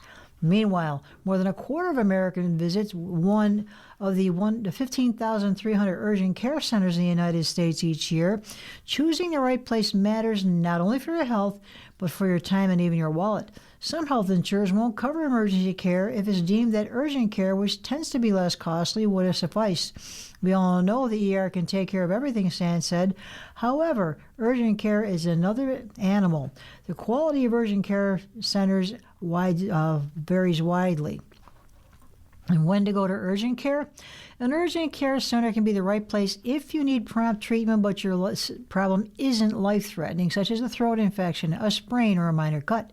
If the clinicians there believe your problem is more serious than they can handle, they'll send you to an ER. At an urgent care center, you can typically get basic lab tests, x-rays, but not advanced imaging, prescriptions, and referrals. Waiting times tend to be shorter than at ERs if you don't have a primary care doctor or their office is closed. Go to an urgent care center if you have a problem such as minor cut, burn, or sprain, cold, flu, or COVID-like symptoms, ear pain, sore throat, or sinus pain, a possible fracture where the bone isn't sticking out, mild asthma symptoms or wheezing, a rash or mild allergic reaction, urinary problems, and fever if you're otherwise healthy and alert. Be aware, however, that urgent care centers don't operate under uniform quality standards, Sanders said. They're individual doctors' offices in a sense, and some are owned by hospitals and some by private entities, Sanders said. There could be hit and miss. And then when to seek emergency care? Open 24/7 ERs are where to go for life-threatening or serious conditions. They frequently offer access to advanced testing and highly trained specialists, but they're busy places, and your wait there is going to be by far the longest, Sands said. The trade-off is that they can do everything there. Not all are trauma centers, but they can largely handle anything that comes up, he says. And ERs are connected to hospitals so they can admit you if need be. Go to the ER or call 911 if you have red flag symptoms such as chest pain or pressure, shortness of breath or trouble breathing, signs of stroke like face drooping, slurred speech or arm weakness, severe abdominal pain, sudden intense pain anywhere in the body, heavy uncontrolled bleeding, head injury with confusion, vomiting, or loss of consciousness, seizure or fainting, or any symptom that feels severe or frightening or is rapidly worsening. While Sands' recommendations don't change based on someone's age or chronic conditions, people who are pregnant or medically complex, meaning they have dementia or any variety of other serious conditions, are more likely to need ER care. So if you're still in doubt, and you're unsure about the right place to seek medical care, Dr. Sands offers this advice. Call your primary care doctor, list your symptoms, and let them help you decide. Do homework. Call nearby urgent care centers or visit their websites to ask which types of conditions they can or can't treat, and go with your gut. If something feels seriously wrong or you'd rather not guess, choose the emergency room. It's the safest choice, he said. On to you. Well, here's a story that's 1 in a million. A rare white bison calf is drawing visitors to an Iowa wildlife refuge. Baby fever brought a stampede of interest to a quiet stretch of prairie east of Des Moines, and what's causing the stir? A rare white bison calf born at the Neil Smith National Wildlife Refuge. Droves of visitors clogged roads in the Prairie City Refuge, prompting extra law enforcement patrols as they hope to catch a glimpse of the calf. One of our staff members said on Sunday afternoon there's probably 40 or 50 cars out there on the road, said refuge manager Scott Gilgy. He said that's triple for sure. The sudden attention arrives at a pivotal time for the 6,000-acre refuge about 30 minutes from Des Moines, established to restore remnants of Iowa's once vast tallgrass prairie ecosystem. Its visitor center remains closed after a severe 2024 hailstorm punched thousands of holes through the roof and flooded much of the building.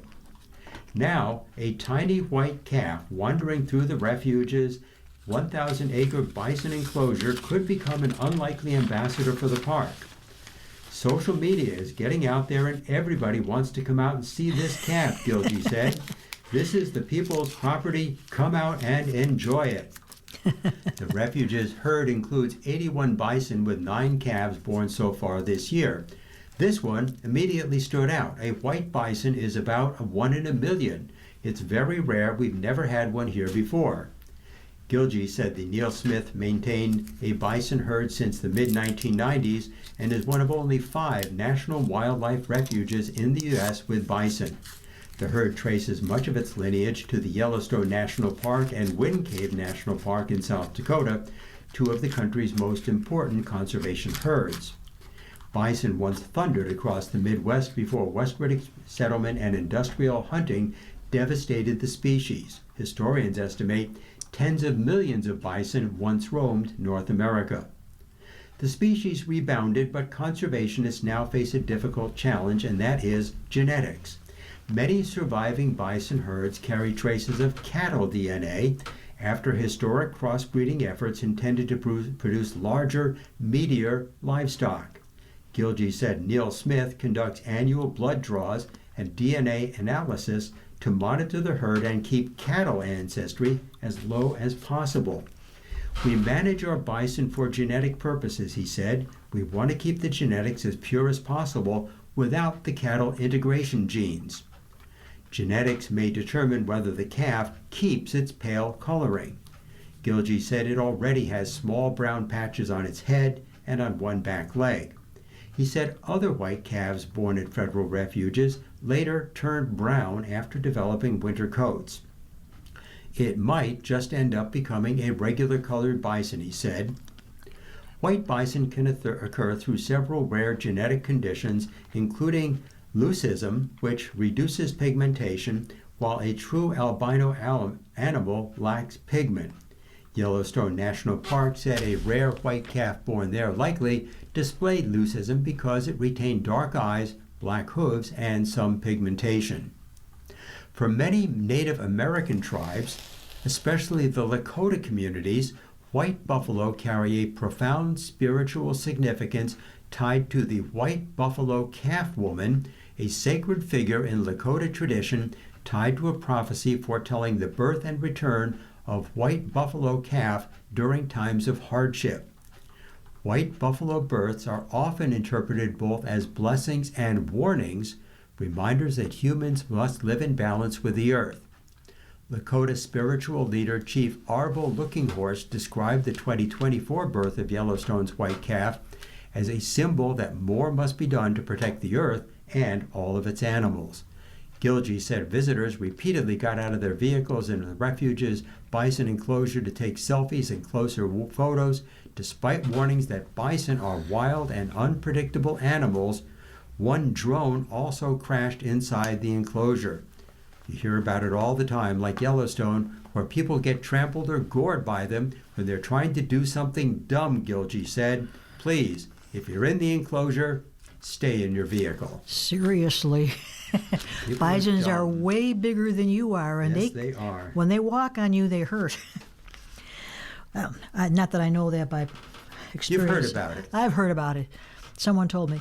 Oh, from other news, we have Recharge Your Routine. Mood lifters, which are 6 ways to pick yourself up when you're feeling down.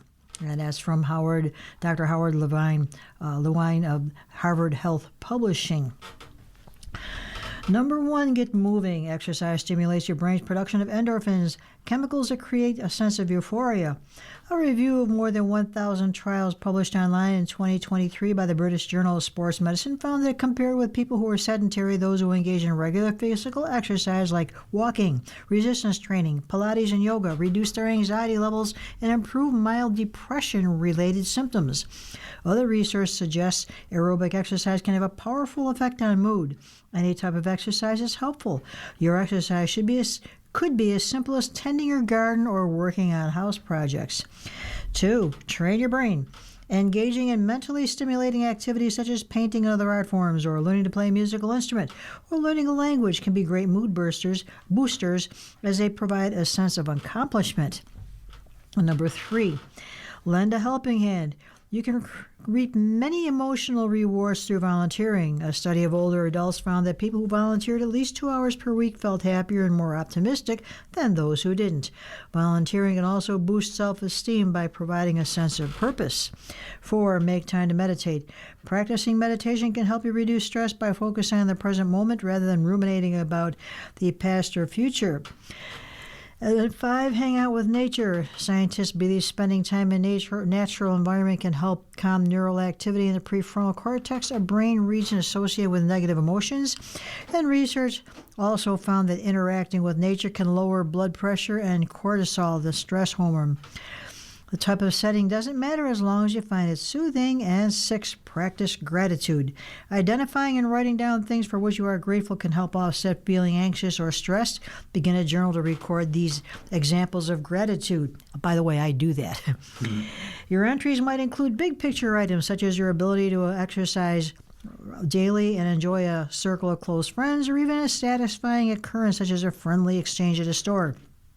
Try to provide details about why you're thankful and how these items improve your outlook. You don't have to write every day. Just studies found that even just once a week is helpful. And Dr. Howard Lurine, who wrote this, is an internist at Brigham Women's Hospital in Boston. And he says that moments of feeling down are common and usually pass, but sometimes you can get stuck in a mental and emotional rut. And when that happens, that's what these strategies can help pull you out. Well, speaking of being in ruts, shoppers are cutting back as gasoline prices jump. Yeah. The war with Iran is forcing Americans to pay more for gasoline as people cut back on purchases of some long-lasting goods. Retail sales climbed 0.5% in April from the prior month, the Commerce Department said on Thursday, down from March's 1.6% and marking the third consecutive monthly increase. That was slightly below the 0.6% increase economists had projected in a poll by data firm FactSet. The figures are adjusted for seasonal swings but not inflation. Retail spending was up across most categories last month, but it was down at furniture stores, down 2%, at car dealerships, down 0.5%, at department stores, down 3.2%, and at clothing shops, down 1.5%. Meanwhile, sales at gas stations rose just 2.8% in April, down sharply from March's steep 13.7% increase, which brought down the headline figure. A measure of retail sales that strips out volatile categories such as sales of building materials and gasoline increased 0.46% in April, higher than the 0.2% economists projected. That figure is known as the control group, which economists say is a good measure of underlying consumer demand. Various surveys have shown that U.S. consumers have grown frustrated with price spikes associated with the conflict in the Middle East, yet Americans may still continue to spend so long as the unemployment rate remains low and businesses continue to add jobs. The latest employment data for April showed that to be the case, with unemployment holding steady at a low 4.3% and employers adding a stronger than expected 115,000 jobs that month. However, a survey finds that most of people are doing okay financially. Nearly 3/4 of U.S. adults last year continued to rate their personal finances as being in reasonable shape, although they remain concerned about inflation and their worries about job security ticked up, an annual Federal Reserve survey released on Wednesday showed. The poll of 13,099 respondents was fielded last October and captured economic sentiment as President Trump was finishing his first year back in the White House, with just 26% rating the national economy as good or excellent versus 29% in 2024 when Trump was campaigning for office, and well down from the 50% in 2019 before the COVID-19 pandemic. The survey showed that 73% of adults said they were doing okay financially or living comfortably last year, unchanged from 2024, though it found that certain demographic groups, including low-income households, the young, and black adults, saw meaningful declines in their assessments of their financial well-being. Inflation remained the top overall concern, expressed by more than 9 out of 10 respondents, although the share citing price increases as a major concern eased And those reporting they've changed behavior in response to higher prices slipped to 77% from 79%. Views of the job market, meanwhile, soured somewhat, with 42% of respondents say that finding or holding a job was either a minor or major concern, up from 37% in 2024. You've been listening to a reading of articles and features from the Buffalo News for Friday, May 15th. We read from the Buffalo News live on weekday and Sunday mornings at 9 a.m. and rebroadcast at 4 p.m. For more information, call 716-821-5555. Your readers today have been JJ Patek and Ed Howard, and thank you for listening. Welcome summer with your Niagara Frontier Radio Reading Service. We're planning a summer bash bigger and better than ever before. It's Friday, June 26th at Creekside Banquet Facility in Grove, located at the corner of Union Road and William Street in Cheektowaga. You're invited to enjoy a buffet chicken and pasta dinner, your first drink on us, a basket raffle, and Buffalo Music Hall of Fame party band The Boys of Summer from 6 to 9 p.m. Tickets are $50 and support the 160 volunteers who read all the programming offered by Radio Reading. That's Friday, June 26th from 6 to 9 p.m. at Creekside Banquet Facility in Grove in Cheektowaga. Get your tickets now by calling 716-821-5555 extension 3 or online at nfradioreading.org. Thank you to New Era Kep Foundation, Tyverin Law, and Perry's Ice Cream for sponsoring this largest event of the year. If you or people you know shop at any of the Dash's supermarkets, please save Dash's register tapes for Radio Reading. Our agency receives $2 for every $100 in Dash's register tapes. Radio Reading has raised thousands of dollars so far. Anyone can drop off their Dash's tapes to the Niagara Frontier Radio Reading Service at 1199 Harlem Road, Cheektowaga, between William and Clinton Streets. Or Dash's tapes can be mailed to the Niagara Frontier Radio Reading Service at 1199 Harlem Road, Cheektowaga, New York, 14227. Any questions on Dash's tapes for Radio Reading? Call us at 716-821-5555, and thanks for caring.